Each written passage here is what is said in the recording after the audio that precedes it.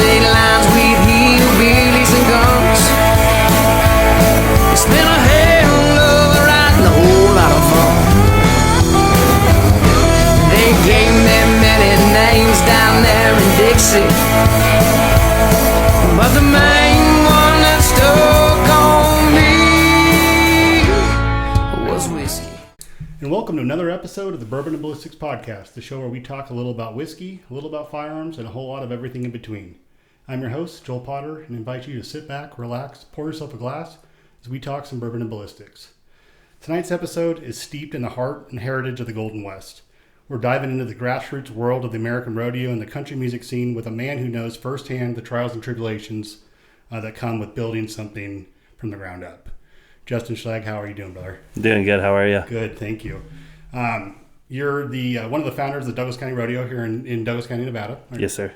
And you also are one of the driving forces behind the Rowdy Revival pop-up music series too, right? Yep, up in Tahoe. Yep. Okay, so it's and we'll get into that a little bit, but it's a series that you try to find local artists and give them an opportunity to find new audience. It is. Yep. So we started that with the hopes of finding more local talent and then giving them a venue and a space to be seen up in the Tahoe scene. Okay. So, yeah. And before we really get into your story, I wanted to introduce the pour of the night. Yeah. Before we started recording, I was telling you that it was kind of a toss up between two bottles with you, but I ended up landing on this one. We're going to be sipping on.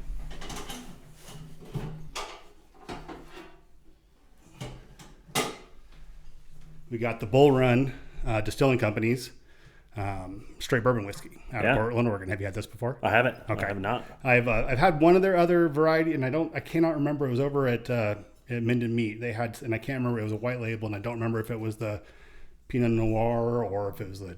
I can't remember which one it was, but it was an excellent pour. So I've kind of been saving this one for a special guest, and like I said, when we started talking about that, you were ass deep in trying to get the rodeo finalized and stuff like that. So I knew it was going to be a terrible time to try to get this open, but I think that sounds great. yeah. So it's they're out of Portland, you said? They are, yeah.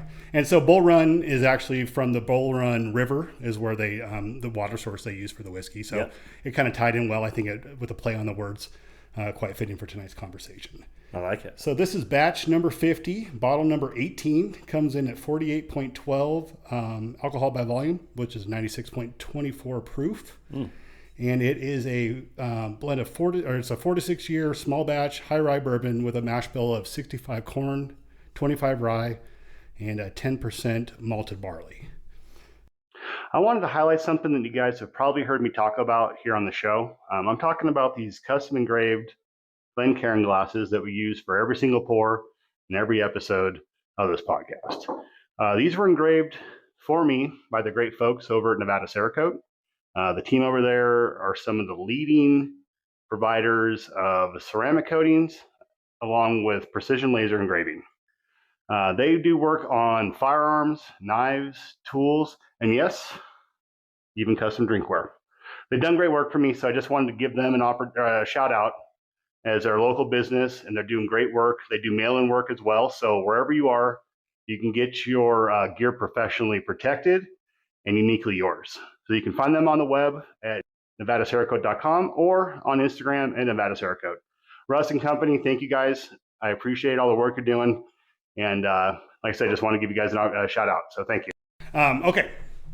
So we'll go ahead and do a toast. We'll get, try to check this out and see what you think. So absolutely, sir. Thank you for having me. Absolutely. So here's the toast. So to the American cowboy, to the trust and the integrity, to the dust in the early mornings and late nights, to the folks who still live and die by the handshake, hard work, and full heart.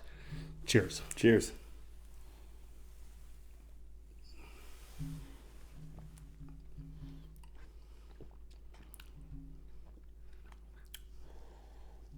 It's definitely. Oh, that's good. The rye is very prominent with that. Absolutely. It's fantastic. No, it's delicious, actually. Good job, Bull Run Distilling Company. Thank you for that. Yeah, that's good stuff. All right. So now that we got the formalities out of the way, absolutely, let's talk about you a little bit. For those that haven't met you before, I know that, here in the town, you're running around doing a lot. But for the people that may or may not be listening to this from another state or whatnot, how do you first introduce yourself when you get to know somebody? Usually, if I'm meeting someone new, it's because of the rodeo these days. Okay. The rodeo has taken up, I think, majority of my time. And it's hard to explain. I mean, it's not a normal 9 to 5. It's every day. And so meeting someone new, being introduced to someone, it's usually, oh, this is the guy who puts on the Douglas County Rodeo, which is fine. I didn't grow up here. Yeah, right. I was born and raised in Kansas City, Missouri, just outside. And so I've only been out here probably 10 years now. Okay. And so it's funny when you move to a small town. And my dad was in the military, so we moved around a lot. So I got used to meeting a lot of new people. With this, when I first came out here, I worked on a lot of ranches. So I met a lot of the ranchers first. But now just meeting people out in the general public, the biggest thing is the rodeo. They want to know about the rodeo. They introduced me as such, and it's a cool thing. We never thought it was going to be as big as it is, and we're blessed by the turnout and how the growth has happened with the whole event. I mean, it's been wild. It's been pretty nuts to watch you guys to do this too. Yeah. So but when you were in Kansas City, yeah, or outside of it, what were you doing there for work before you got into? Were you doing? So I was a kid when we were in Missouri. The first time that I really started working on ranches, the beginning of high school. At that time, by that point, my dad was out of the military, and now he's a El Dorado County Sheriff. Oh, really? Yeah. And so I was working on ranches in like the Coloma area. Mm-hmm. And that was like the real first experience I had with ranching and just the whole lifestyle. Even in Missouri, we had a lot of it is agricultural out there. Okay. But I was never really active. I was young. And then when moving base to base, I was just a kid. And so when I first started working on ranches, that's what got me into the whole agricultural thing. Okay. That's what got me in with horses, putting up hay, things like that. So what made you go that direction? Truthfully, I wasn't the best kid. My dad was a cop. Right out of being in the military, he was a cop. We didn't have the best relationship, and I think I rebelled a lot against that. I never saw eye to eye with him until I got older. Okay. And now we're super close. Yeah. And we get along great. Yeah. But growing up, we did not. Okay. I wanted to be everything he wasn't. So I wanted to be that skater kid. I wanted to be that jock athlete. I wanted to go to parties. I wanted to do probably everything he did too. Yeah. But we just didn't see eye to eye at the time, and so I ended up leaving home at an early age. Actually, I ran away, and my aunt and uncle were like, "Hey, listen, you're 15. You're not going to sustain, living at a girlfriend's house, while her parents don't know you're there. Why don't you come out to the ranch? If you like it, we'll talk to your parents. We'll see if you can stay." I was hungry. I was living at a girlfriend's house. She was giving me leftover food. Like, I was like, how wild. This is a crazy time in my life. So I did. I moved out to Coloma, and I lived with my aunt and uncle, who owned a horse ranch, a nonprofit actually, that worked with at-risk kids. Oh. And you just become addictive to it. You know what I mean? It just becomes something that you want to do in that lifestyle, if you're called to it. And I felt called to it. So that's how awesome. that's how I got It worked going. out for us too. Oh, absolutely. The things that you guys are doing here Yeah. are pretty amazing. Yeah. So is the nonprofit still active? Are they still? No, actually, they live in Smith Valley now, of all places. Oh, okay. Yeah, so I moved out here first. and they saw how expensive it was in California. So eventually they just moved on, and they ended up in Smith. So yeah, we did a lot in between. I worked at a lot of feed stores. Okay. And I was kind of in that weird time in your life. I was probably 18, and I thought about going to college. Didn't interest me. I don't even remember how I opened a business actually in Coloma, where I brought a whole bunch of vendors and tradesmen together, and we opened up this small shop. And I loved owning my own business, but I didn't feel like it was the right area for me to be in. So I sold that business actually at like 19. And I started looking for a new job, and I found one in Smith Valley as like a ranch hand kind of manager, kind of just a ranch hand. And I took that job, and that's what got me to Nevada. And that's what kind of started the whole thing. That's what started a whole 10 years of working on ranches and putting up hay and doing all this stuff down there. So was there like a particular moment that you can remember when you were like, this is my path? Like you just came in and had a come to Jesus moment, like this is the direction I'm going?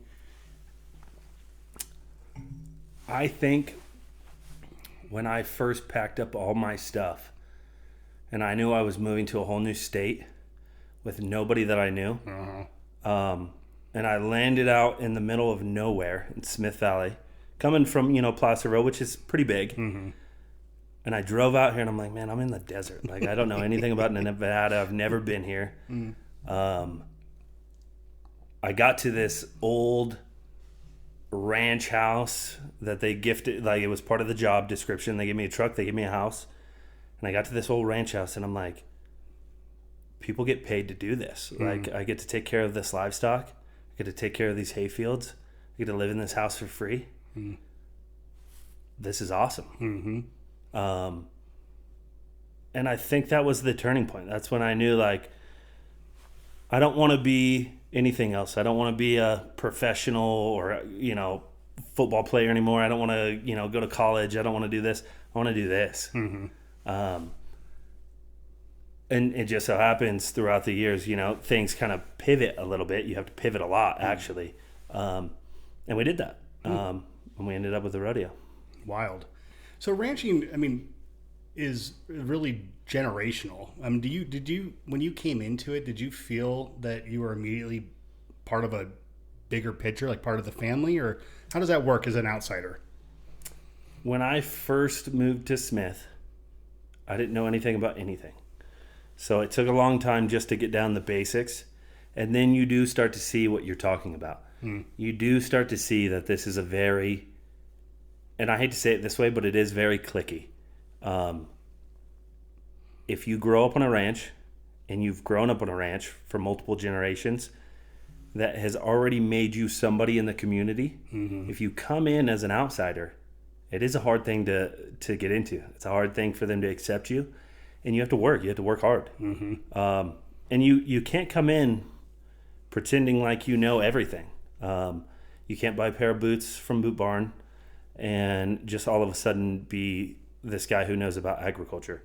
And that's kind of where I started. I started at the very bottom of the whole situation. And if you just listen and you learn, you'll understand that it's not about any of those things. You have a goal. You need to take care of the fields. You need good crops. You need to take care of the livestock. And it doesn't really matter anything else. All the other things come just because they make sense in the industry. You know what I mean? Wearing the Wrangler jeans, wearing boots, wearing, Carhartt, all these things, they come because they make sense in what you're doing. You get tired of ripping, your skinny jeans from, wherever. You know what I mean? They don't go around boots. So you start adapting to it, and then you end up in the lifestyle. If you just come in and you try to look the part, you'll fail. Sure. You'll fail. I remember my first country concert that I went to, and I thought I was gonna. And I guess this is before that. It was at night. I went to Night in the Country one year, and I had barely just started listening to country music. Yeah. And got out there, and it was like you're saying, very cliquey. And those kids out there, in Urington wanted nothing. That was at the time when it was still just in the little tiny pen, out there at the little concert area. Yeah, when it was still in tiny. the rodeo grounds, Yeah, right? Right. And it was amazing, how shunned you. I mean, I was immediately. I was like, well, I don't fucking belong here, and it took a long time to. And you get can comfortable. you can see those things. Mm-hmm. You know what I mean? Mm-hmm. You can see those things from a mile away, and it doesn't happen all at once, but you start to realize when you're wearing such skinny jeans and you can see your boots. Mm-hmm. You start picking people out. When those boots are brand new, you're like, oh, okay, this guy's never. And I hate that people do that, but it is easy to spot. But it's easy to spot, I'm sure, in any industry. Sure. If I tried to be some cool surfer and I went to a surf competition and I bought all the stuff, they'd probably pick me out right away and know that, well, this guy's not a surfer. Yeah.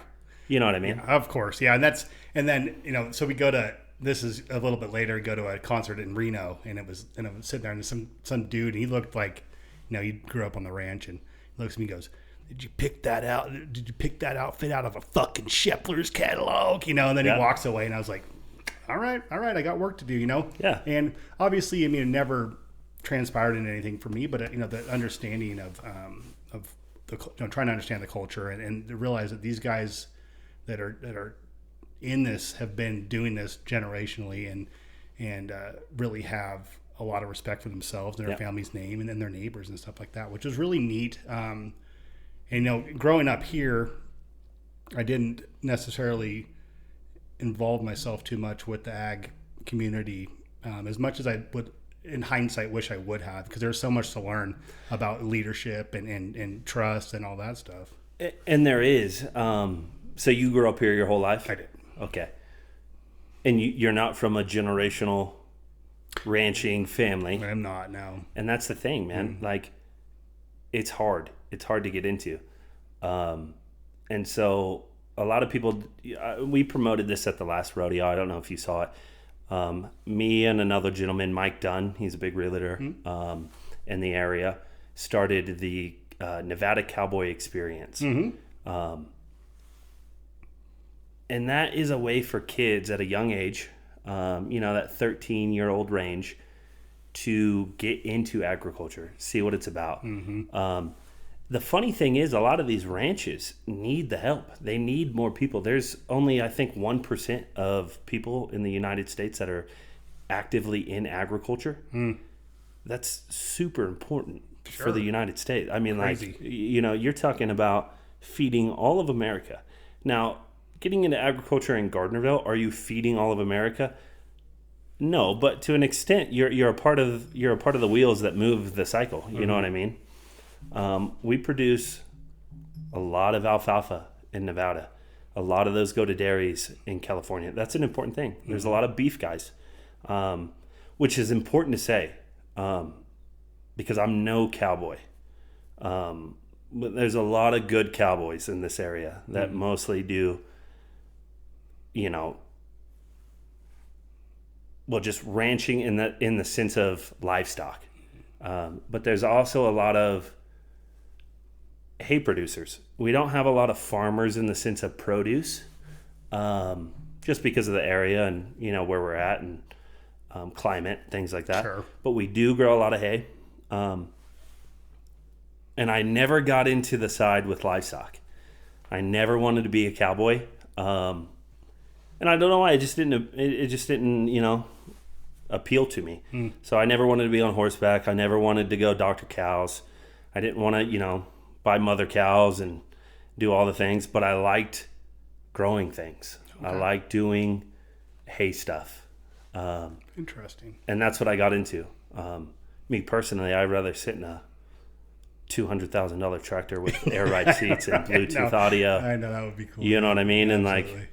And it's soothing. Mm-hmm. You go up and down rows. Mm-hmm. It's very appealing. I just saw a reel this week. This mom had her newborn baby in a swaddle or one of those things and then the other two kids were sleeping on the floor as she's out there just working the field. Oh yeah. And it was just, and she's like, how cool is this? All day with my kids, they wake up, they're excited to drive in the tractor, then they pass back out from excitement, 3 and 5 year old or whatever they were. And then absolutely. It was it was awesome to see. But Yeah. it is that's a cool track that you got on. It is a cool track, and it's a hard track to get into, and that's kind of why we started that Nevada Cowboy Experience. We want to introduce these kids that have never been introduced, that maybe grew up here their whole lives, but never had a chance to like walk through that door to be in agriculture.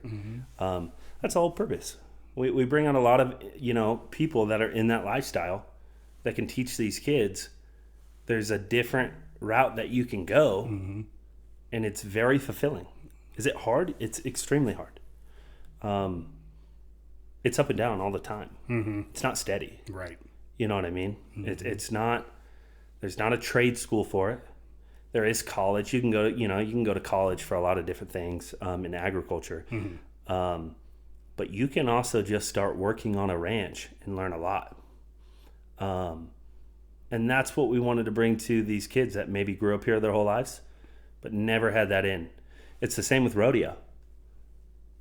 Unless you knew someone that was a bull rider, a bronc rider, you're never going to just walk into some place and get on a bull. Even more so with like team roping, barrel racing, you need good horses. You need an arena. You need all of these connections. And you're not going to get that, growing up in the suburbs of Gardnerville, even though it's Gardnerville. You're not going to get that anywhere. Right. Unless there's an outlet or someone brings you in or a friend has that. It's a tough thing to get into. So with that program, Yeah. are you guys, so you and Mike, or just, how's that, like, what's the team look like for that? It is a very big team. Is it? Mike Dunn had the initial vision for this, and he brought me on because of the rodeo. And from there, it just grew into such a collaboration of different people. The fire department, huge on supporting. I'm just trying to think of like random. The sheriff's department, Coverly, came out, gave a good speech, taught the kids how to rope. We have such an extensive team of different things. We wanted to add some fun things as well into that program. So we have like archery, and like Zach Hasty, we'll go out there and teach the kids, that maybe have never shot a bow, how to shoot a bow. That's neat. There's a lot of cool aspects to it. It's fun, but it's educational. And the whole purpose is just to introduce those kids to what it's like to really grow up here if you weren't blessed enough to be a fifth generational rancher. Those kids, I'm not one of those kids, so I can't speak, but I'm sure they're blessed. You know what I mean? That their family decided to go down that path and they're raised in it. That's an awesome thing. But it's rare, especially nowadays. Well, and it's getting tougher. I mean, you watch, and it's by comparison, I can't really compare it, but as far as just Gardnerville is concerned, let's just look at Gardnerville and how many of those, the large acreages are getting subdivided and they're getting parceled out or whatever, and they're slowly but surely losing that stakehold that they had at one point when this was all just fields and all just grass. And it's tough because you're looking at the economic influence, and obviously we'll need that, but at the same time losing a lot of the valley's history and really did make it so amazing when it was first established. You're never going to stop the growth. No. And it doesn't matter what town you grew up in or what town you're talking about. Growth is going to happen because there's money behind that. And all those big developers are going to come in. And so like I worked on a ranch right off of 88. It's roughly, I don't know, probably about 1,200 acres. Older gentleman owns it. At any point he could go. And his daughter will probably subdivide that whole place. But the money there is out. I mean, you're talking about, okay, so we decide to take on running this ranch. It's a lot of work. There's ups and downs. And I mean, you're there, you're tied to it. Summertime, you want to take a vacation? There's no vacation. You got to water fields. You got to cut fields. You got to put up hay. You're not going away in the summertime. Or you could subdivide out, become a millionaire, and live off of that. Mm-hmm. Now, generational experience is gone. Your kids will never experience that. That's a sad thing. Mm-hmm. But nobody wants to do this hard work anymore. Right. For what it is. Mm-hmm. And that's tough. I mean, and that's tough in both industries that I'm in, because I love seeing this place grow, because selfishly, on an event producer side, sure, bigger population, more ticket sales. Mm-hmm. On the other side, when you drive down Highway 80A, maybe in the next 20 years, it won't look anything like what you know right now. Mm-hmm. Now, these older gentlemen, like who I worked for, this whole place looks different. Everything is different. Nothing is the same. Mm-hmm. There's new houses everywhere. You don't know half the names of half the ranchers he talks about anymore, because they're gone. Right. Their families are gone. And that's sad. You don't want to see that leave Gardnerville. But how do you turn that down? It's understandable. And you can't get into this. You cannot get into agriculture. If you wanted to get into agriculture right now, with prices of land and how things are going, one, you'd have to purchase the land or lease it. Mm-hmm. Outrageous. And then if you were, let's say you wanted to do hay, not even cows. If you wanted to do hay, you're talking about millions of dollars into equipment. To make what? Mm-hmm. $15 a hay bale? Mm-hmm. Well, you better be producing thousands on thousands. There's not land like that anymore that you can purchase and do that cheap enough. It's not feasible. Yeah. It's going away. Right. It's not going to sustain. And to your point, I mean, from the selfish standpoint you're talking about, I mean, I feel, when I look at all my friends in the trades, right? And this is good for them building the houses, them doing the excavation, sure. them doing the plumbing and electrical, right? And so I hate to say turn it all off, right? Because you can't, because then it never will. It can't, right? And so there's no way it happens. It's just you're watching history being erased, but at the same time, it's neat to see that there's people out there that are still trying to, FFA and 4-H and, still trying to keep those programs and show that there once was a time where this was the only way, and it's and you can't lose that. Mm-hmm. It's probably like a lot of different industries, and I'm not the most educated person on these things, but a lot of things used to be produced in the U.S. and those trades went away. Mm-hmm. This is a trade essentially, and it will go away. And then you have deals where you start buying a lot of beef out of Argentina and things like that. Well, and you get a lot of people that are animal activists that have a problem with, old school ranching and the way things are done. But how do you expect 1% of the population to feed this growing overall population? You get into very industrial agriculture, which I don't know anything about. I've never worked on any of those big companies, feedlots, but it's insane. And you get a lot of people that are like, well, chickens shouldn't be, raised in a 2x2 area. Well, I agree. But if we went back to the way it was, then you should own your own chickens and you should have your own garden.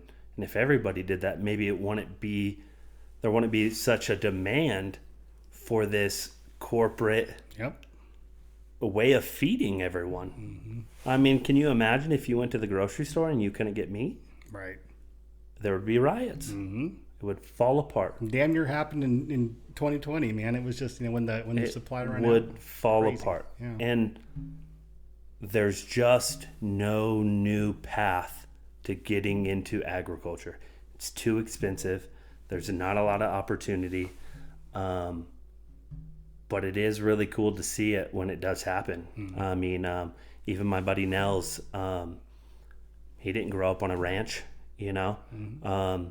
And he started off with a couple mother cows. And to see him grow and pick up these leases and get into that, I wish more people could do that.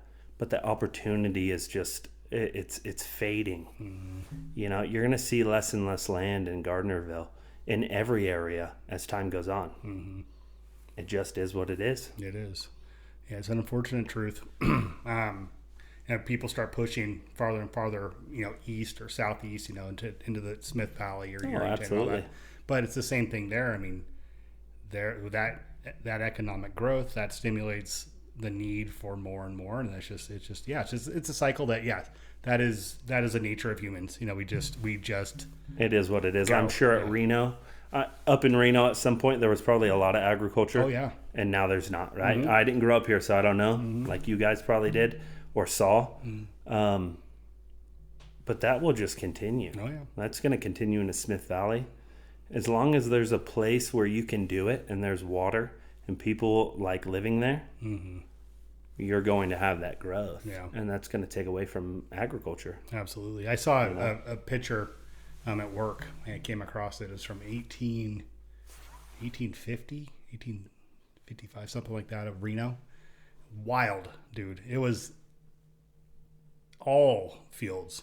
I mean, there's like the little, you know, the spaghetti bowl was nothing like it is now, but it was like that was the only real dense urban area, and the rest of it was just, you know, like when you like the South Reno, what's left of like the Monty Ranch area, that kind of like even those guys, I'm sure. And like I said, not super familiar because I didn't grow up here, but like I know the Demontes, and like I'm sure at some point they owned a lot of land. They saw the opportunity, you know, developers came in. I'm sure they're living fine now. Yeah, probably okay. And they're not having to work this land anymore. That's the hard part, but you lose that and it's tough. And like even with like the rodeo, when we first came in to Gardnerville, because like I said, I moved to Smith, and I was in Smith for a long time. Me and my wife at the time, Bailey, which is a business partner of mine, we were married, and we wanted to have something of our own. And with that store I started when I was 19, I thought, hey, let's just open a Western store. And so we opened up Circle West Western Market, which I think was a good idea. Brick and mortars are hard, and they're tough in small towns. And that was like right before COVID hit. We opened this up. And so we were stocked to the brim, and then we weren't. And then we couldn't get things that people expect of a small business that's not realistic. If you go into Tractor Supply, you're going to get your size of jeans. You go into Circle West Western Market in the middle of COVID, I'm probably out of 34 by 34, which is the most common size. Common size, right. And I can't get another shipment in for 3 weeks because everything's held up in the port. And it just didn't work. And so like from that model, we pivoted, and I was blessed to know a lot of real cowboys. And one of my buddies at the time that actually worked with me in Smith Valley, Lane Johnson, he was a good bronc rider. I mean, he was good. And that's actually how I first got into even anything rodeo. I would go ride broncs with him, and we would be out in Smith, and you know, maybe a handful of times, maybe 10, 15 times I would ride broncs, and it was fun. And I was like, man, this is great. I'm not good, and I'm too old, and this hurts every single time I do it. But why isn't there one? And I would ask them, why isn't there one in like Gardnerville? Smith Valley made sense. It's small. Their fairgrounds is small. But Gardnerville? You have every other place. You have Lovelock. You have Tonopah has a good rodeo. You have these why does Gardnerville not have its rodeo? And as we moved over to this area with the Western Market, we started talking to more and more ranchers in this area. And we put up a lot of hay out here before Tyler May started his custom hay business. We did a lot of the custom hay for a couple years. So we met a lot of these guys, and the census was that there was a good ranch rodeo, but attendees started to dwindle, and nobody was really paying the price to come out and watch it. So we decided, you know what, we're going to go to a few good rodeos. We're going to go to, Winnemucca. We're going to check out their ranch hand rodeo. We'll go to Red Bluff. We'll go to these other rodeos. We'll check them out. We'll see what they're doing, what's working. Let's start a rodeo. Let's just do it. How hard could it be? And then it ended up being ridiculously hard and a lot of work with a lot of different industries that we had no idea what we were getting into. And that brought in our third business partner, my ex-sister-in-law, which is a sister to me still to this day. The whole family is. Me and Bailey still get along great. We're not married anymore, but we run our business great. We still do holidays together with her new fiance, my new girlfriend, and then our business partner, her sister, Brooke. We get along great, and we're blessed by that, but none of us, we all had different good expertise. I like meeting people, and I'm good with just chatting and getting to know you at a local bar and, coming up and saying hi and being humble enough to be like, yeah, I don't know about this, but what do you think about this? Brooke is the nuts and bolts of the whole thing. If we didn't have Brooke, I don't know how this would work, because as soon as I land a good sponsor, well, that's it for me. Like paperwork and getting the check and making sure we don't blow it on the craziest of things. That's not my expertise. Making sure taxes are paid, not my expertise. She did that. Bailey went to college for media stuff and was a business major. She was good with marketing and getting our name out there and making sure we grew. And between the three of us, when we first started the rodeo, we did a single day rodeo 5 years ago. We probably had 500 people show up. And there was a lot of backlash. We weren't from here. And you got a couple of the bigger ranchers that would throw out comments like, well, this is why we don't have a rodeo anymore. And who are these people? And there was a lot to it. And we decided, hey, we didn't make any money. Let's do it again. But let's change it a little. We liked this aspect. We didn't like this aspect. It was a lot of work for one day. Let's do 2 day. And we did that. And it grew. And then businesses started to sponsor that were skeptical year one. Because that's another thing is like, when you talk about the growth of Gardnerville, you're talking about a lot of construction companies, a lot of guys that you probably had on the show that are doing really well for themselves. I would say probably most of them are a sponsor of the rodeo. And that's huge for us. Sure. Because without our sponsors, the rodeo wouldn't happen. Without our sponsors and attendees, obviously nothing would happen, but our sponsors come in huge. I mean, besides Reno Rodeo, and obviously like you have the NFR and you have some bigger rodeos down south that stand out, but in northern Nevada, the Douglas County Rodeo has probably grown to the second biggest rodeo besides, Reno Rodeo, which those guys have helped us out a lot. But that is mostly because of our sponsors. Wow. We went from having maybe 5 that year one to now we're up to about 90 to 100 local sponsors. Wow. In a big way. That's huge. Like not just little sponsors, but like they come in in a big way. And that's the thing is like they're doing so well because of the growth. That's what helps put on the rodeo, but then you're losing, it's a tough thing, man. It's a 100%. It's a hard thing to explain when people ask, well, what do you feel about the growth in Gardnerville? Well, I love it. Yeah. But then I hate it. And I didn't grow up here. So like you've probably seen this place change, huh? Yeah, since the early 80s. Yeah, How much has it changed? It's a lot different. And it's, to your point, I mean, it's one of those things, again, that really every day when I'm driving home from Carson, at 4:00 and motherfuckering everybody, you know. At the same point, realizing this is the kind of shit that's helping my friends keep their lights on and keep their bills current and all that stuff. So I try to be mindful of that as much as possible, and realize that, you know, there is a balance that needs to be struck with growth and, you know, maintaining some sort of stability, you know, and rural aspect to the valley, but being right up against the hill to, you know, Heavenly and Lake Tahoe. I mean, what was supposed to happen, right? I mean, it was just a matter of time before everybody found out the secret that this place is the shit, you know? Oh, 100%. And I mean, that's the biggest thing.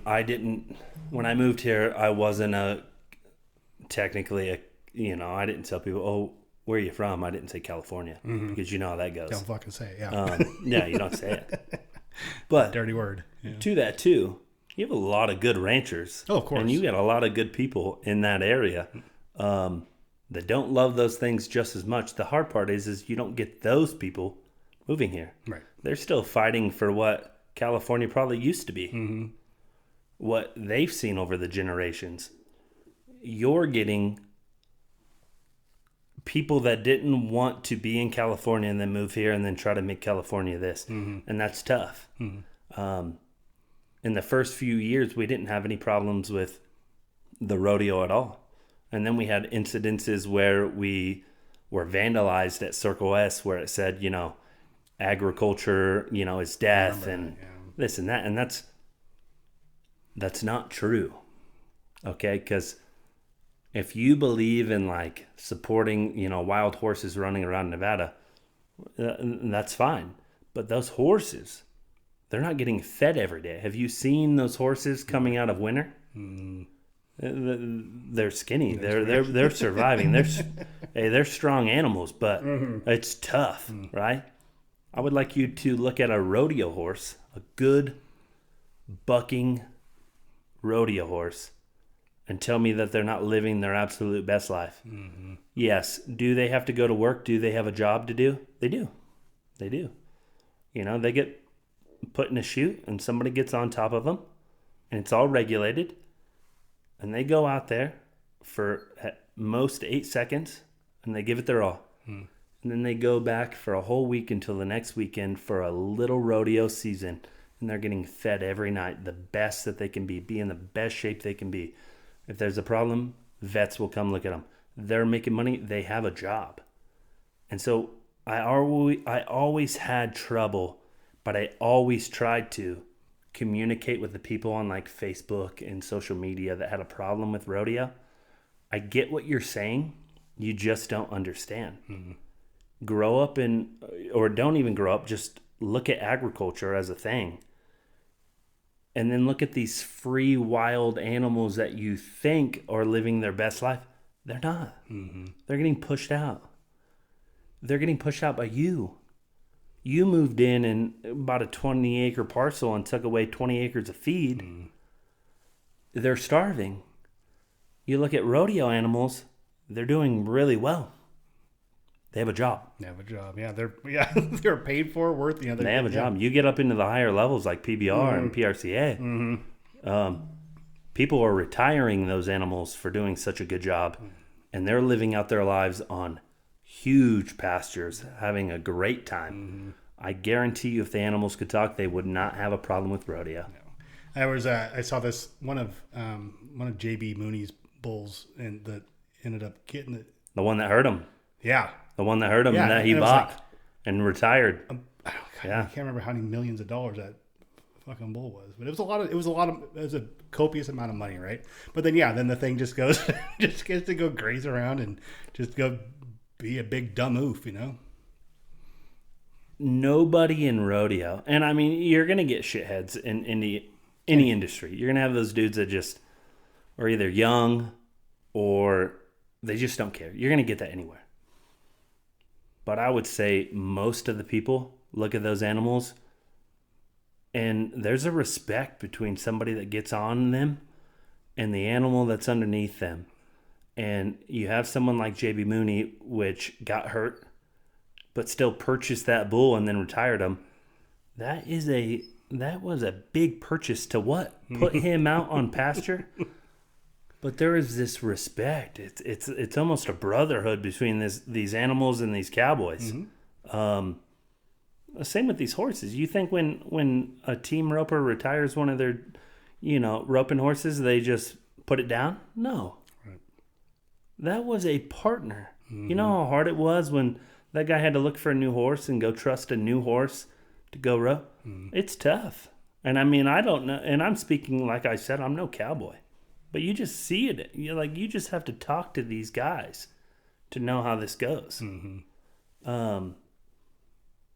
so that's the thing. So like back to the California part, you're going to get people that move in the area.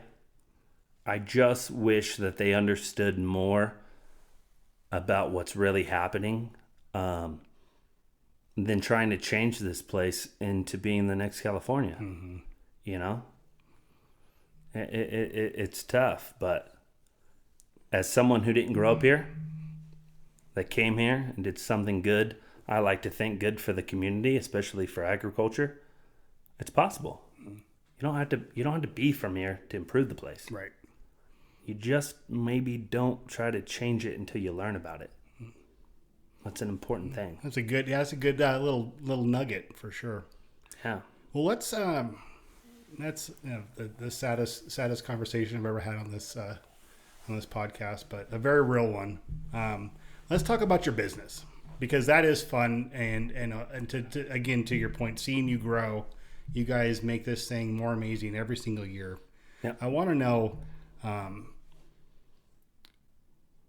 for year one, right? Ground zero. Yep. When you guys had about 500 people show up and just a handful of sponsors, did it take any convincing to Bailey to go, we need to do this again? Or you guys all just on board immediately?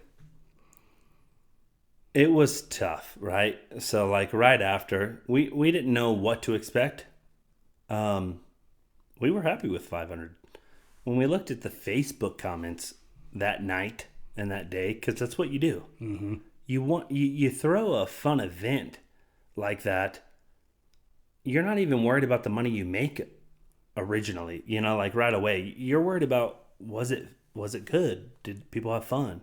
So you hop on that, and then you see these old-time ranchers that but they were always a little skeptical of you because you're not a big last name that everybody knows. And they have those negative comments. It was hard. And we thought, well, if they don't want it, why do it? But there was a lot of people that had a good time. And besides getting discouraged from the few, we decided to push forward. And I would tell you this last year, like I said, we have over 90 local sponsors. And that's local. Mm-hmm. Between here, Carson, a few in Reno that are bigger guys. That's local. And we had 10,000 attendees. Wow. So in 5 years, we went from 500 people to having 10,000 people in 2 days. I mean, the growth on that is probably similar to Night in the Country, which, like I said, I didn't grow up here. So I didn't see how that progressed. Mm-hmm. But it's booming now. Yeah. it's quite the event. Yes. Yeah.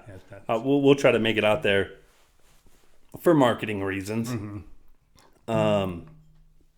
But that's a wild event. Yeah.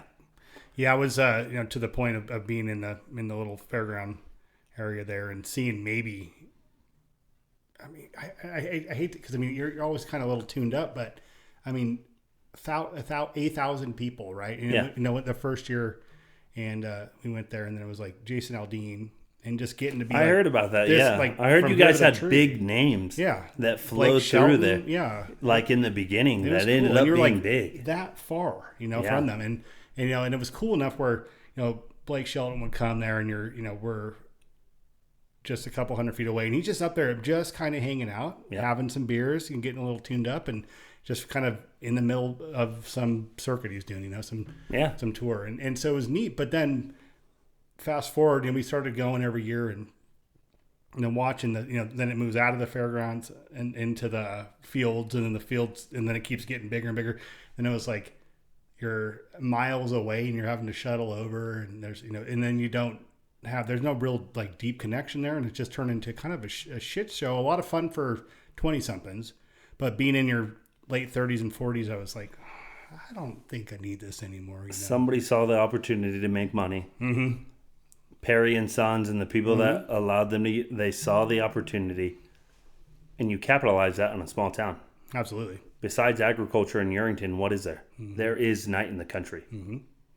And it's you would never go through Yerington living anywhere really else if it wasn't for night in the country, or if you were, I don't know, involved in agriculture some way. I mean, you want to have a reason. Mm-hmm.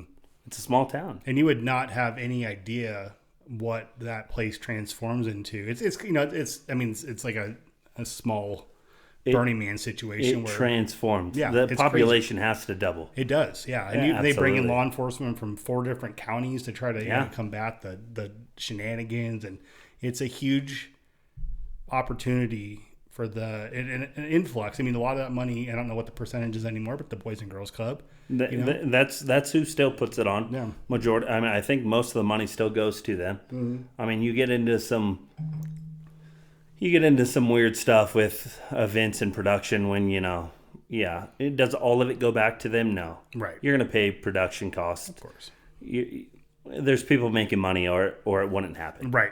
But it is benefiting Boys and Girls Club. Mm-hmm. The more that I've done the rodeo over the last few years, I get less and less social. I like doing big events. When you see me at the rodeo, I'm probably running around. I say, how's it going? You having fun? Mm-hmm. Good. I move on. And then I had to say that 2,000 times. I have my business is to make sure you have a good time. It's not for me to enjoy the rodeo. Mm-hmm. Ask me over the 5 years how many minutes I've seen of the rodeo. 20. I've never seen my rodeo. I've never seen it. But I need to make sure my sponsors are having a good time, that you're being able to get into the rodeo, that you're having a good time. It's a business. Mm-hmm. And I wish I could enjoy that. And maybe one day I will. It's still young. Mm-hmm. And we have some overall goals over the years to, bring on more and more help. So it's ran more like Reno Rodeo. But it's only been year 5. This next year will be year 6. Mm-hmm. You know what I mean? But I don't necessarily enjoy the rodeo. That's my one day where I have to be really on point, making sure everybody's having a good time. If a keg blows out, I got to fix it. If something's not working with ticket sales, I got to fix it. If security's letting something, I got to fix parking, fix it. Seating, people standing, fix it. Anything production-wise, fix it. So it's a lot of work. I mean, it's not all that fun for me. What are some of the challenges that you over the years? I'm assuming it's getting more and more complex, but like in the actual rodeo itself, like what does it take to run rodeo? You have to align yourself with businesses that execute their part of the rodeo 100%. So like we bring in a lot of infrastructure, quick space. I need to make sure that like they're, and these companies are on top of their stuff. So like all the porta potties, I need to make sure that everything stays stocked and those are staying emptied. And these guys do that. So if you align yourself with the right partners that strive to be the best in their industry, you will make money, but they will make money. So everybody has to do their part. We hire a security company. He does a great job. I leave that to him. You know what I mean? I don't micromanage how he runs his security. I expect him to do the best job, and he does. Same with the people who cook the food. Same with the vendors that come in.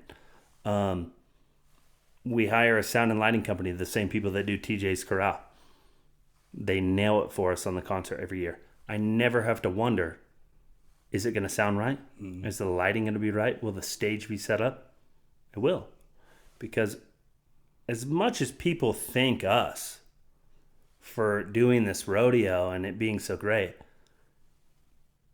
we're one part in it. I mean, we are like the part that started it, but there's so many parts that make it happen that they don't get enough recognition. And that's what we try to do, is when people say, hey, oh, you put on the best rodeo. No. Me and a lot of people that live in this community put on a great rodeo. All the sponsors that sponsor this thing put on a great rodeo. And then it comes down to you. If you didn't buy a ticket and support us, there'd be no rodeo. It'd go away. We sold out the last 4 years. Year 1, we had 500 people. Every year since, we've sold out. That is a community win. That is a community coming together, not a few people putting on the rodeo. That is a Douglas County thing. That is a Douglas County win. Between the business owners that sponsored and everybody that attended, this is the only reason it's happening. You can have a great idea. You need the support. And we got the support. That's awesome. No, I mean, rodeo is a dying thing. A lot of rodeos are fading away. A lot of rodeos are not willing to adapt to new things. We bring in a ton of stuff. You been? You ever seen tattoos at a rodeo? No. Right. I love tattoos. I just always have. I don't know. It's a cool thing for me. So I thought, well, I'll find a tattoo company that wants to come in and tattoo. And I met a gal named Lisa down in Vegas who owned a couple tattoo shops. She came in and she crushed that aspect of the rodeo for me. And now we probably give out 300-400 tattoos every rodeo. They do that. Nuts. It is, and it's a weird thing, but like if you adapt to the industry, to the times that you're living in, people don't want to go and watch just rodeo and it be kind of boring and you're watching the events, because a lot of people didn't grow up in that industry and they don't really know what they're watching. It's like any professional sport. You want to see excitement. You want to see carnage. You want to have fun. You want to visit with people you haven't seen. It's a social thing. You have to adapt to all those things. A lot of rodeos don't do concerts. Why not? Those are huge for you guys. You're only going to put on a 2-hour or maybe 3-hour long rodeo because people don't want to sit all that long. And then get them up. Why don't you keep having them buy alcohol and having fun? Throw a concert where they can talk and visit and buy another Coors Light, have a good time. They don't mind spending a little extra if it continues to stay fun. But a lot of rodeos won't do that, I mean, we had a hard time with a lot of rodeos accepting us not being PRCA, which is the pro rodeo circuit, and that's what like Reno Rodeo is and a lot of these things. But I don't see the urge to do that. Douglas County Rodeo is local. If our sheriff wants to rope in it, he can, because he doesn't have to be a pro rodeo registered roper. You know what I mean? He doesn't have to have all of these things. We can have local guys ride broncs. You can cheer on Zach Hasty, a local guy. You can see everybody that participate. We don't need it to be a pro rodeo. And the only thing that happens when you have a pro rodeo, and it's don't get me wrong, I am very appreciative of the PRCA and like Reno Rodeo for helping us with everything, and it's great. But when you first start out, it would be hard to start out as a pro rodeo, because you would need to bring in these contestants that are making a lot of money at Reno Rodeo and pay them out just as much to come to your rodeo. It would be really hard. And you would lose out on the local aspect of it. So what is one of your greatest accomplishments, I think, now going into this going to be 2026? What was one of the moments that really stands out for you?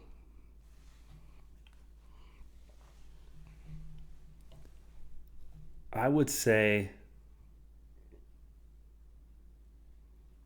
the continuous support. Over the years, a lot of things have to change. At one point, we probably had a $30 ticket and people complained that was too much. And now we're at a $65 ticket, which is very high for if you were to just go to a rodeo in, well, anywhere. You're probably only going to pay $10, $20, maybe $30. And we charge $65 because we add on a concert and all the things. It makes sense because it's all bundled together. But the continuous support is what's amazing to me. Every year we don't have sponsors that were like, hey, we didn't have any fun, we don't want to sponsor again. We have a waiting list. You can't even become a sponsor right now because everyone that sponsored last year is a sponsor again. And that's another thing with production and events that I don't understand with people that try to bring in cool things to the valley. They limit themselves and they get greedy on what they want from their my sponsors pretty much drink for free. They eat for free. It's minute. But they give me so much and they help put on this event. Show them the best time. Why charge them for little things? You know what I mean? But the continuous support is what amazes me. We are only growing. And more people only keep coming to the rodeo. And more people keep trying to sponsor it. If that wasn't the case, we probably wouldn't even... I probably wouldn't even be on this podcast because if it wasn't for them, I wouldn't be here. It's awesome to see what you guys are creating. And like I said earlier, watching you guys adapt, and then you said pivot, figure out what's the next. You had Adam, FMX Rampage, the last couple of years. These kids are, Love that. Watching these little kids just get their minds blown by Adam and his crew. Super fun. But what an awesome guy, right? Oh, what a good dude. I didn't know Adam. Yeah. I didn't grow up here. I had an idea. Not original, but like I said, we looked at a lot of different rodeos. And I saw that down in Folsom, California. And I thought, well, we have to have people, like, besides rodeo, dirt bike and side-by-sides, that's a huge industry down here. So there has to be someone down here that would do it, right? I met Adam. Greatest guy. I would call him a friend. Oh, yeah, he's a good dude. We started on business terms. And I would call him a friend, and I think he's a great guy. And I could look at other people to do our show. I never would. I'm not about saving a buck to bring in somebody else. He grew up here. He's always been good to me. Adam will always do our dirt bike show. But what a cool thing if maybe you don't love rodeo so much. Maybe you like the music and maybe you like the dirt bikes. So you can still come out and do something. Maybe you don't like any of that. You just want to get a tattoo. Come out and do that. What other things make it? What makes our rodeo so special? What other things? The diversity of how the rodeo is set up. Yeah. I mean, honest to God, we do not. You're not going to go to a rodeo where you see all of these things. A lot of the rodeos that you're going to go to are PRCA, and they're ran by boards. And these boards are ran by older people. Reno Rodeo is ran amazingly. They have so much good help, so many good people in that organization that they do and adapt accordingly. And I mean, they just started their own podcast. They're really up with the times. They're really good. But a lot of rodeos are not. A lot of rodeos, we're not bringing in tattoos. That's not part of what we do. And it's not a showdeo. so we're not going to bring in a concert. Well, that's fine. You don't adapt and see how that pans out in the next 20 years. Or just adapt a little and see how it goes. Mm-hmm. You know what I mean? That little, expand your mind just a tiny bit could make all the difference. I mean, I've been to Winnemucca Ranch Hand a time or two, and I have an absolute blast there, but it's a much different feel. You know, it is very much rodeo, and those guys are, you know, which is cool still. Money, I love it. I love it. The Winnemucca Ranch Rodeo, I've gone to several times. I always have a great time. Yeah, it's a great rodeo. But if you're not from the scene at all, or agriculture, or like you growing up here, and let's say you grew up in Sac and you want to go there, you're going to have your mind blown by like the things you're seeing, the events, and just the general public will surprise you. But it's great. And those things should never change. Right. I mean, I don't think every rodeo needs to change into what we are. But what we are is very diverse, and it worked for this area, and it couldn't have, but it did. And that's what makes us different. Is that, like, we have just talked about so many different things. I mean, you know, we've talked about bringing in a gun show. We're always open to new things. We're open to bringing in a carnival. We're open to bringing in new things, but we're limited to the facility that we're working with currently, and that's kind of where we're at. So things will continue to grow as we're allowed to grow. So where do you see the rodeo? Say, let's look at a 5-year plan. What's your guys' idea, what you'd like to see from that? We do have 5 and 10-year and 15-year plans set in place. And a lot of those things change. I mean, we have crazy dreams for 20 years from now. We are working on improving the facility, and I think that's our biggest goal, because right now we're limited to what we could do. If you've been out there, and man, I mean, we have reached out to as many people as we can. We utilized a whole 20 acres across from the fairgrounds for extra parking last year, because the parking 2 years ago was outrageous. This year, another 20 acres completely full. The parking situation, outrageous. I can't add a carnival to that.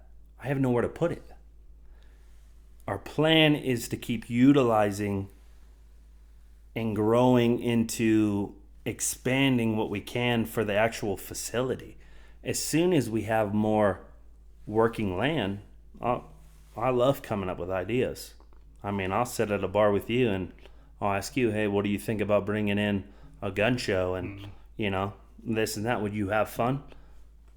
We'll start throwing ideas, and I'll use them because I want to know what the people think. And I'm all about that. I have no more space. Right. I'm maxed. That's a terrible constraint. Yeah. I have maxed that whole place out. We have over 100 vendors. You'll never see 100 vendors there at another event. Right. And there's great events that happen there all the time. The Monster Truck Show, Demolition Derby, truck pools by the 2030 Club. These are all great events, but we utilize as the entire facility. It's gone. I can't grow. I can't bring in new stuff. You're not going to see a lot of different things. We do have some cool ideas for adding stuff, but to really see a big change in the next 5 years, we're going to need to see, you know, our county commissioners and Parks and Rec and the general public show up to upgrade our facility. Look at Fallon. Fallon has the Rafter C3 facility. They were smart. They used COVID money, and they built themselves a hell of a facility that throws some awesome events. Darcy over at Battleborn Bronx, that's another younger event. She does a great job. That is an amazing event. I recommend if you live in this area and you haven't gone to Battleborn Bronx, which happens, well, now I think it happens closer to Valentine's Day. It used to be right before Reno Rodeo. Oh. It's worth going to. It's a really cool event. You see a lot of pro PRCA bronc riders in an intimate setting in a really cool facility. And it's grown. I mean, and she does great. But I can't do anything else. Right. I don't know what to do. Hands are tied, yeah. You know? That makes it tough. Well, hopefully, I mean, with the county and the government seeing the need, and I know that they put out, public polling and they're very supportive. They're trying, yeah. Let me say that, yeah. Yeah, hopefully people want to see it. And to your earlier point, the people that are moving here that are actually helping, move this, Yes. congrats to them, and makes things a little bit easier for you guys if they have that mindset that they want to go see this kind of stuff. So You're going to have fun rodeo weekend. oh yeah. You're going to have a blast. Mm-hmm. People are going to have fun. They're going to have a good time. All right, so let's shift gears. I do want to talk about the Rowdy Revival Tour, because I went to a couple of the shows, and you've had Jake Jacobson, you had Morgan McKenzie, one of the ones we went up to. We had Huckleberry Road. Yep. Jakota, Carson Chandler. Yep. I mean, a lot of really cool. Caleb Montgomery. Thank a lot. you. Yeah. And so, how did this come to be? How did this start? So, when you first start your own business, there is a lot of expectations that it's just going to be this great thing, right? You're going to make all this money. It's going to be great, right? It's super hard. And as that progressed with Circle S and that shutting down, us moving to rodeo, new opportunities always open up. And I had a lot of friends that wanted to be a part of the rodeo, but there was no reason to change how the rodeo was. I didn't need to take new partners. I didn't need to do a lot of things, but there was still a lot of opportunity out there. And the Golden Nugget Casino, which was the Hard Rock up in Tahoe before they got bought out, just how small towns go.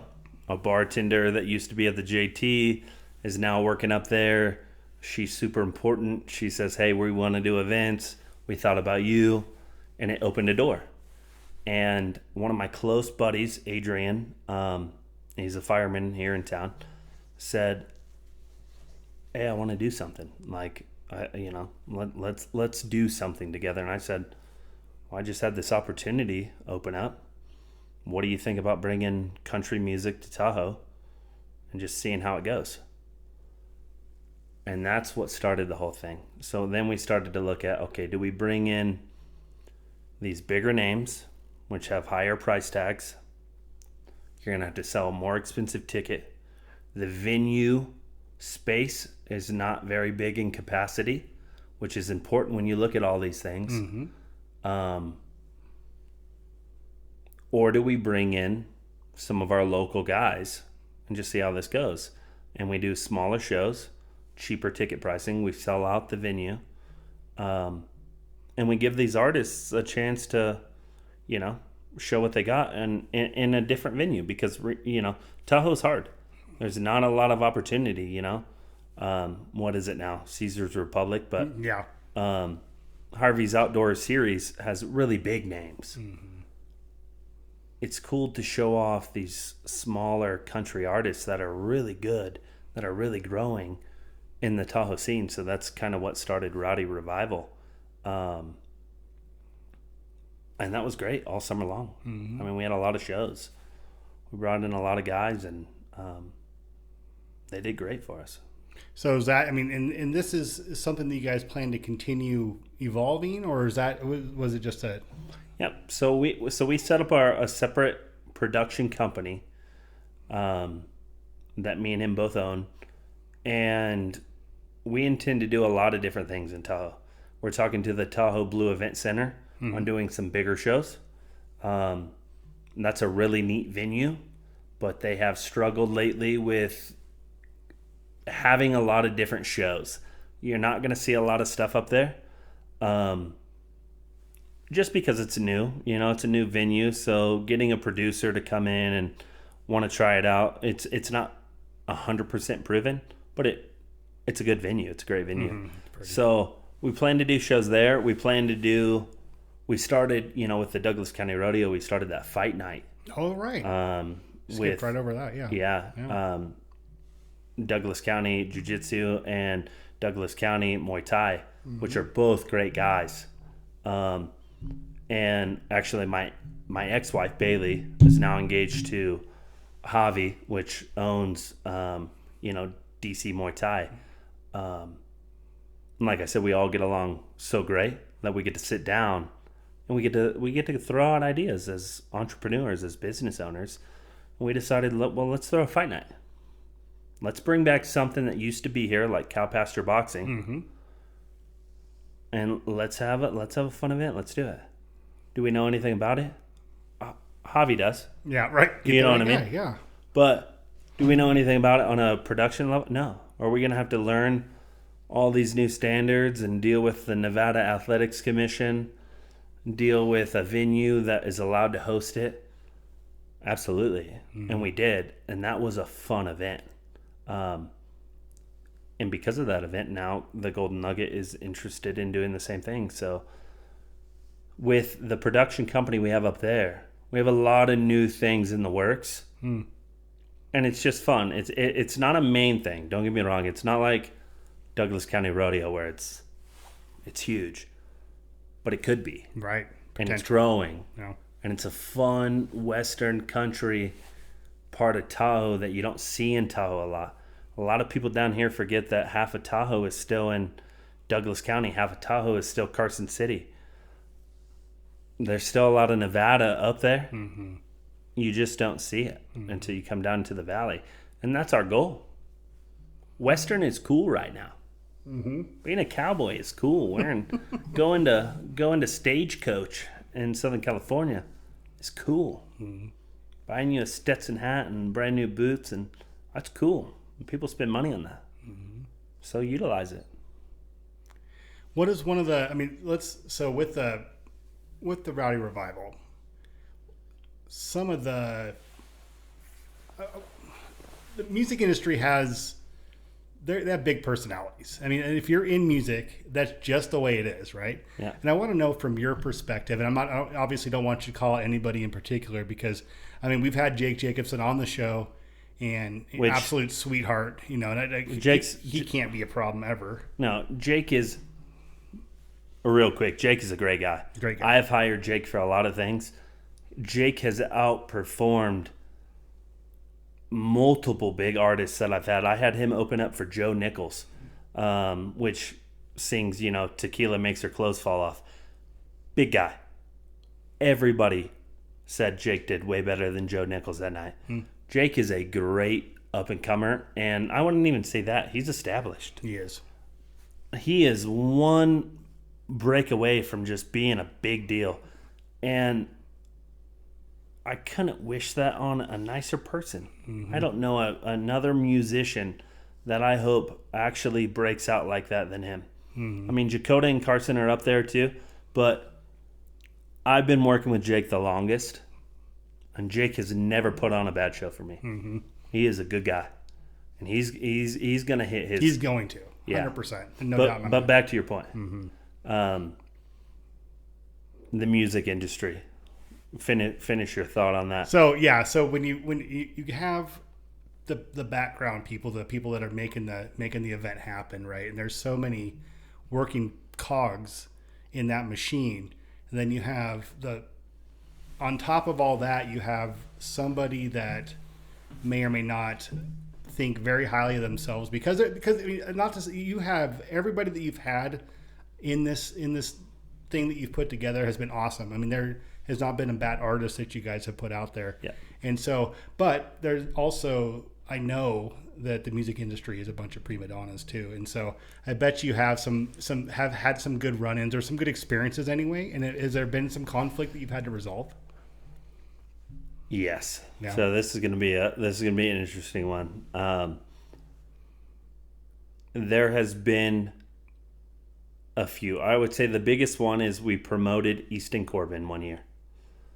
Was supposed to show up day of, and a lot of people don't get this with the music industry. If, let's say I want to book Jake, right? I'm going to reach out to his agent. He's going to have an asking price. Either I match the asking price for that date if he's available, and that's the first step. If he's available, great. If I want to match the asking price, I will. Usually they'll accept within 30 days, and then we start getting into it. I put half down. There's a lot to it, right? And then you get into some really detailed stuff, and this falls more with Brooke, and she'd be great to talk about it.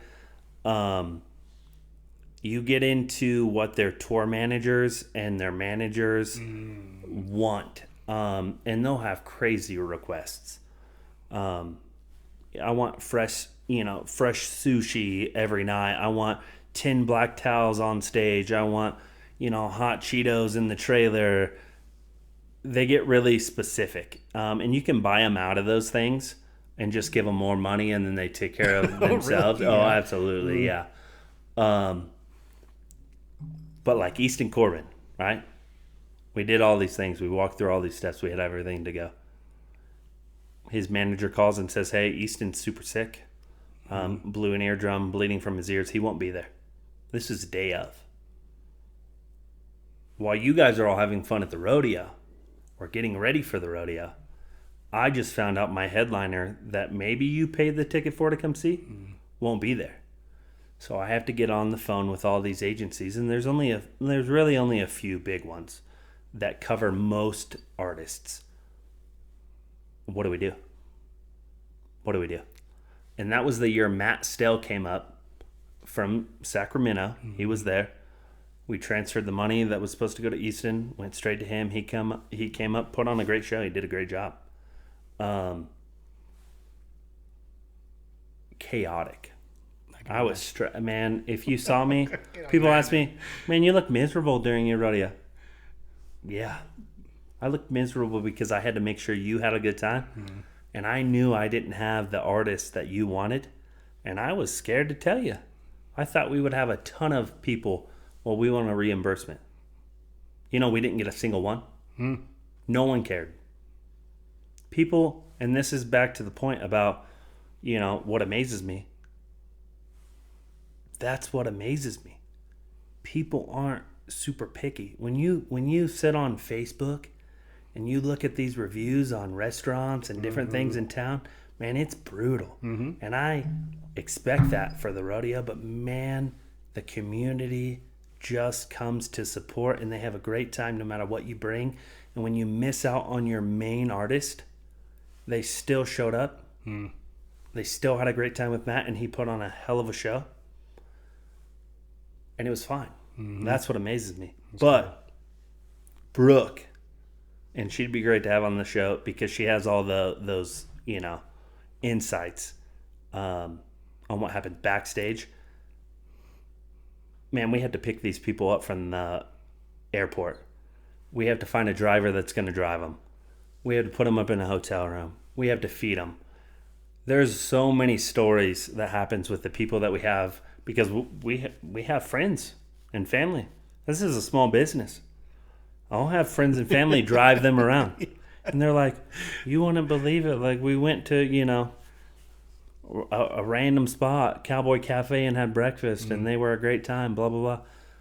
There's a lot of great stories. But what she does with that is amazing. But there is a lot of drama. I bet. And a lot of those guys are really cool.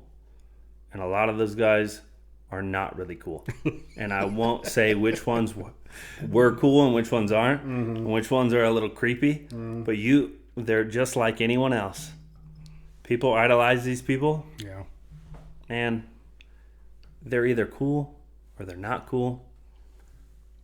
or they're super weird. And you get a mix of both. But like the last few guys, great. Aaron Watson, dude, he seems awesome. You could drink with him at the JT. Yeah, I bet. Have a great conversation. You know, no different. He'd never bring up what he does. He'd shake your hand. You want something signed, he'll sign it. He's cool. Yeah. Other guys, boom. You pick them up straight to their trailer. They want a massage ordered. You have to give them. They don't want to sign tickets or take photos after. You get cool guys. You get not cool guys. Yeah, I can imagine. Yeah. So let's talk about that with you. I mean, you came here. You pretty much, knew nobody, and now you're this. I mean, everybody knows who you are everywhere you go, right? Because if you don't have your hands, I mean, you guys were working on Carson City Rodeo. I mean, you guys have now. We did that. You're starting to try to spread your wings a little bit, and you're making all these, not only memories, but you're making all these friendships, and you're meeting all these people. Now, do you spend a lot of your time, like we saw you last weekend, I think it was, out at CVI? I mean, when you're up there, does it feel like you're working now? It just depends. So we did try to expand really quick into Carson City, and we did have the Capital City Rodeo, and that was great. Hit terrible weather, and that's the thing with events, man. Yeah. It doesn't matter how great the event is going to be. There's a lot that's left up to God. And if it's crazy weather, you're going to lose money. You're going to lose money. We managed to scave by because we had 2 days, and one day was bad, the other was great. We had a company approach us to buy that and eventually do, and I don't know if I'm allowed to say or not, but whatever, a future Nevada Day rodeo. And so we pretty much signed a non-compete just to get out of Carson, but also because we looked at what we were doing. The Douglas County Rodeo has grown so much and is so big now. And not to mention, like, I have the, Nevada Cowboy Experience, Rowdy Revival. We have a bunch of stuff going on. Same with my other business partners, other businesses. We decided just to focus in on Douglas because it was such a success. Take that deal, get out of Carson, focus on Douglas. Yeah. So we went that route. But to your point, I mean,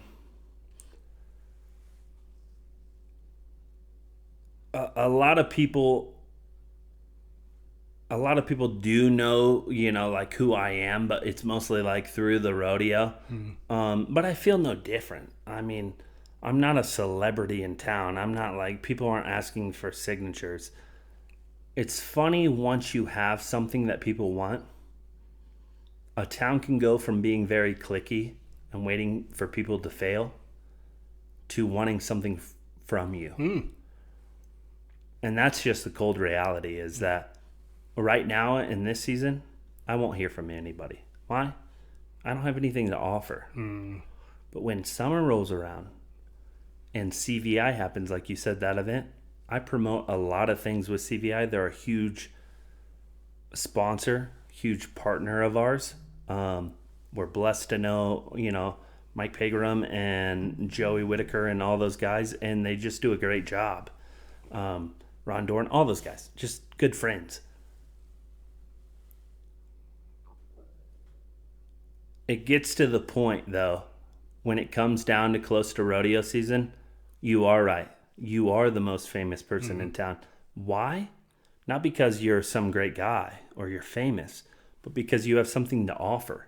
And people are addicted to becoming close to you to get something free. They just want something cool. Sure. And that sucks sometimes, you know what I mean? That sucks, yeah, that sucks. But it's the reality of knowing what it is, you know what I mean? It would suck more if I didn't know that, Joe Blow that I haven't heard from in 8 months, never hear anything from, all of a sudden wants to take me out to dinner, have a good dinner. And then at the end, well, yeah, no, that's great, but how do I get VIP tickets for me and my family? You mind just sliding those over? That's got to be tough. No. That's got to be tough. No, I do mind sliding Yeah, those a little over. bit. Yeah, That's Shit. because those are super important to the business owners that spend a lot of money. Uh-huh. And it's just a weird thing, and you got to manage that. But like, you can't let it hurt your feelings. It's business, and if you realize that it's business, it won't hurt you so much when you realize that maybe not everyone does love you. Yeah. Everybody just wants something. And dude, that is the reality. I don't care if you own a construction company. Ask all the guys that you have on the show. I guarantee you they're buddies or guys that they drink with. Well, what kind of deal could you give me? Oh, yeah, absolutely. What kind of deal could you give me? You have something? They want a deal on it. Mm-hmm. And that sucks. It does suck. You know? But then it really helps you weigh out who your close friends are. True. What's your circle look like these days? I mean, with all that going on, I mean, have you found yourself really kind of Smaller. getting a lot tighter? Smaller. I mean, after my divorce, I'm sure you could hear some stories. I'm sure there's people listening to this that'll be like, that guy was on one. And I was. They man. do that to you, man. Well, you know, Yeah. I was on one. Yeah. You know what I mean? I was out and about. I was at the JT every night. Mm-hmm. You know, and I wanted such a huge friend group that it just made me feel better. But the reality is that's not the case. You're always going to be limited to a few good guys that always have your back. And I have found that. And I'm in a healthy relationship now. And Carly's great. I just want to be home, man. Mm-hmm. And I'm done. I don't want to run amok. I'm not going out to things. I'm not trying to set up all these cool things. And that's the cool thing about owning a production company is that you trade with a lot of other production companies, right? So, yeah, I'll get to go to the Tahoe Blue Event Center and see something and sit in box seats and watch a hockey game, and that's cool. It's not because I'm famous or I'm super cool. We're trading. It's the barter Don't get it wrong. Yeah, 100%. Now that you'll see them at the rodeo in the VIP section. Same with Reno Rodeo. We did the same thing. I'll be in the president's box. All those guys will be in VIP. There's a lot of trading, but you get to do a lot of cool stuff. Sure. And that's what I even thought about how the nightlife would happen in Tahoe. Kind of fun. I hate going up there. Man, I like being home. My circle is super small. I have really close friends. I have a lot of mutual friends, sponsors, acquaintances. There's a big group there. But that's about it. You know what I mean? You don't have a lot of people that you don't have a lot of people that are hating on anything that, like, you know, have bad things to say that might be talking bad behind your back, but like they never will, right? Because, well, they want to go to all the fun stuff. Lucky for us, Gardnerville doesn't have a lot of fun stuff, so if we throw most of them, yeah, right. turns out no one's going to say bad stuff about you. You know what I mean? But yeah, it's a tight group, man. That's cool. I mean, how old are you now? I just turned 31. Okay. Yeah. So you're getting there. Yeah, man. Between when we first started, I wanted all the cool stuff. I wanted to feel important. Now, I just want to like actually make it clear that like, yeah, the rodeo's super cool. It's not just because of me. I have business partners. It's not just because of the business partners. We have really good sponsors. It's not because of them either. It's because of the attendees that show up. You have to eventually mature into actually looking at it and figure out why you have a successful business. And it's not you. Yeah, you had an idea and you made it happen. There were so many other working parts that made that happen. Sure. And if you don't give that back, man, you're never going to make it. Everybody will see right through that. I mean, if you're not, and that's I think a very important part and a very important point that you make. You know, the leadership aspect. You had this vision. You guys were able to pull it together. It's project management. I mean, it's figuring out how to create a team that can then set you up for success. It is. You know, and then you like you're saying about the porta potties, right? You know that they're going to come, they're not going to fail you, that they're going to do their job. Yeah. They're in charge of that. You don't need to sit there and step in and watch them set up the porta potties or come clean, because if they're not doing their job, then there's no reason to ever deal with that company ever again, right? Absolutely. You're in the position now where you have that leverage. Yeah. It's like, do your job, or we'll find somebody that's the next in line that will come do it better. And it comes down to, you have to spend money to make money. You do. If you want to cut corners, those things will lack. And then it becomes a hassle. Mm-hmm. And then it becomes a bad experience. And then it becomes less ticket sales. Mm-hmm. If you don't mind spending the best to get the best, eventually it will work out. Mm-hmm. Maybe not right away, but eventually it will make sense. But you have to trust that process. You do. Also, that's great, right? Because like all those guys in the community are also making money. It's not just you. Right. And then this becomes a big event where multiple people have interest. And now you have people coming from outside coming in, right? Yeah, and that's the plan. I mean, honestly, like when you talked about what our overall goal is, I'm skeptical to say it because I know some people won't love the idea, especially if they live in Rundstroff and close by. But there is deals right now in place to trade public land, BLM land, with land that Parks and Rec has as a land swap to give us the land from that DOT station all the way to the fairgrounds. And if we got that couple hundred acres, you're talking about expanding parking, one, but then able to add in the things that we've talked about. We have pulled as many good things as we can from the rodeo. The director of tourism for the Valley always does economic impact studies for the rodeo. So we can tell how many people come locally and how many people come from out of town. Usually, like 2 years ago, it was 98% locals that go to the rodeo. I love that statistic. Mm-hmm. Does the director of tourism love that statistic? No, because we don't have new people coming in, spending tax, pay our money to increase the economy here in Douglas. Right. But last year, it was like 70-30. It's a little bit better. We also had a lot more seating, and I think that's what it did. We didn't have less local people coming. We just had the opportunity to have more people come from out of town. Mm-hmm. And that's what changed that.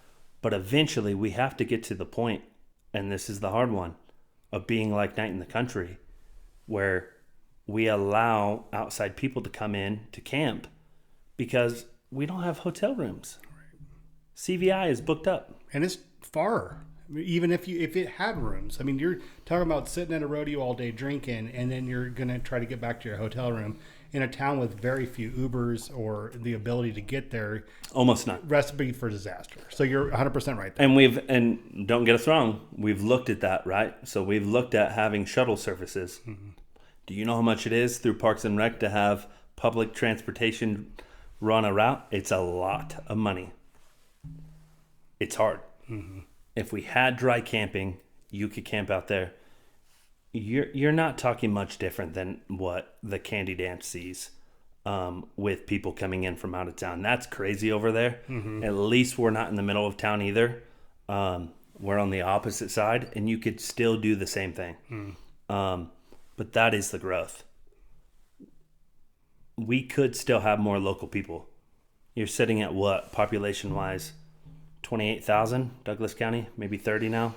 Douglas is actually over 50, but that's including up at the lake. So the valley, the valley's probably, I would say 70%, 80% of that. So probably in the 30s, 40s. Somewhere, somewhere about that. And that's a big county. Mm-hmm. I mean, you're talking about a lot of people that still don't come. Mm-hmm. But to get the people that are interested in that and getting that taxpayer money, you got to give them a place to stay. Yeah. All of our hotels are full. every single year. You won't get a spot. I know because I rent a lot of them for contestants, artists, volunteers. We rent over 70 rooms. Wow. I know they're full. We need a place for them to stay. Mm-hmm. And I know there's talks about CVI building a new hotel, things like that. That's economy based. Right. And like no one's building anything right now. Mm-hmm. When they do, great. As we grow, great. Right. But in the meantime, we need to have kind of the same structure that Backcountry had when they first came into town. Same with Night in the Country. Mm-hmm. And it doesn't just have to happen there. We've talked with Corley Ranch. That could be something that you see next year where you stay there, but it's still a little bit of a drive. Mm-hmm. And we still do care about the possibility of someone getting hurt driving drunk, even that short distance. Right. You know what I mean? That's a drinking event. Rodeo is, you're having fun, you're socializing. Coors Lights and Coors Banquets, I mean, that's sponsored by. Mm-hmm. We love that. That's tough. Yeah, that's tough. And the location, the geographical location of the event does make it very tough for you guys to, because the only hotels in town are on the other end of the valley. I mean, there is some sort of transportation needed to get them there. That is definitely a huge, something tough. So, okay, let's talk about that. Yep. So we have RV, we have dry camping. Dry camping. There is going to be a new set of hurdles to jump with that, I would assume. What does it take to get people to stay in a parking lot? Oh, that's easy. I mean, it really is. If you're not greedy and you see the potential to bring in another 500 people, well, don't charge them $200 a night to dry camp. Charge them $50 for the weekend. Mm-hmm. Fill it all up. They'll pay it. Mm-hmm. You would pay it. Hell yes, I would. You would pay 20. You might live locally, which a lot of people do, and decide to bring out their trailers anyways, and just stay there so you don't have to drive. So you can stay the whole time, drink, have fun, and not have to worry about driving home. Correct. We love that. That's the goal, right? If you don't charge a lot, you're preventing drinking and driving, but you're also opening up the opportunity to sell a lot of spots. Mm-hmm. Why not do that? Right. You don't have to. If you get greedy, you might sell, let's say you sell 20 at $100, but then you sell 40 at 50. You made the same amount of money, but 20 more people came, 20 more people ate, 20 more people drank, 20 more people shopped. You made more money in the long run having 40 people there, even though technically, yes, on the camping spot, you made the same amount. Right. You have to look at it like that. Good business, yeah. Well, it's true. It's like, it's like other events that have come to town that overcharge when they could have charged less and had double the amount of people and then made the revenue elsewhere. It's a hard thing. It is. But you're not going to start a new event. Like, if anyone wants to start a new event in town, I don't discourage that. I think we need more stuff for people to do. It is funky, right? Like, when you hear something new, you're always like, oh, man, hope that goes good. But, hopefully it's not on my weekend. Hopefully it's not on my week, which at this point, it never is. Mm-hmm. But if a lot of them will come to us and ask, like, hey, what's some good things, what's some bad things? I always tell them, don't be greedy. You're not going to make money year one. You might not make money year 2 or 3. Don't be greedy. Keep it small. Have a ton of people show up. That is where your marketing comes in. Having a ton of people there saying it was a great time. Yeah, that's exactly how it works. Absolutely. All right, so let's, and I guess in closing, I mean, I do want to know, I mean, we kind of delved into a little bit, but what is your short-term goal? I mean, what do we expect to see at Douglas County Rodeo this year that people should be excited about? It's December, so I mean, and we do. We have a plan as soon as the rodeo's over. Man, we're like so you go from so much to nothing that it's almost depressing that immediately you start working on next year. Yeah, I bet. Just because, man, like that's your whole life. Mm-hmm. So we do have an idea. I'm going to just say right now, none of this is guaranteed because there's a lot of work that goes into it. We are working on a parade. I will give you a quick breakdown of the things that we're going to change and the things that we want to happen that are new. The things that we want to change. The fight night happened on a Thursday. We're going to move that probably into August and do it on a Saturday. Okay. The golf tournament happened Friday of the rodeo. Well, you get all those guys that are actually like participating in the rodeo because we have a lot of them and big sponsors. You get them drinking at 8 a.m. It's a long day. Yeah. Well, it's a long weekend, right? Mm-hmm. So we're thinking about maybe moving the golf tournament to spring and spacing these things out a little bit. Oh, fantastic. Those are the things that we might change. Besides that, we're considering adding a third day to the rodeo on Thursday, which could potentially be a PRCA Extreme Bulls or something like that, which is a cheaper ticket sale, no concert. Mm-hmm. But we do want to appease everyone in the community. If you can't afford that $65 ticket a person and, $25 kids ticket, $30 kids ticket, we do want to appease that. It's the concert that puts that over the edge. If we did something on Thursday that was cheaper, it would be a cheaper ticket sale. Mm-hmm. We'd go to a 3-day rodeo. We're in the midst of that right now. The new things would be, like I said, we're working on a parade, and that would be a cattle drive parade where we'd run cows from Minden area, kind of like right behind Minden Meat. Okay. They'd come out of that pasture, go all the way down past the JT into the volunteer fire lot. And we'd have a lot of like wagons, sponsors, maybe some sheep, tractors, all agriculture. We're working on a parade. The whole county's about it. Sheriff's Department is about it. Everyone wants to see it happen. It's making sure that we do something that is great without it falling apart. Mm-hmm. We're going to do that. You're going to see us in all the parades next year. We tried to get it together for Saturday to do Parade of Lights, but not going to happen. But you will see us in 2026 in Carson Valley Days, not Reno Rodeo, Nevada Days. Nevada Day? Yeah. Oh, you guys going to do the Nevada Day parade? Oh, yeah. Good. Because Reno Rodeo does that. Of course. And they do a great job. Of course. We'd like to do that. We'd like to do the Parade of Lights next year. Mm-hmm. There's a few. There's one in Carson here. Smith Valley has one. We'd like to do all the parades. And then we're really interested in doing a lot of smaller events throughout the year.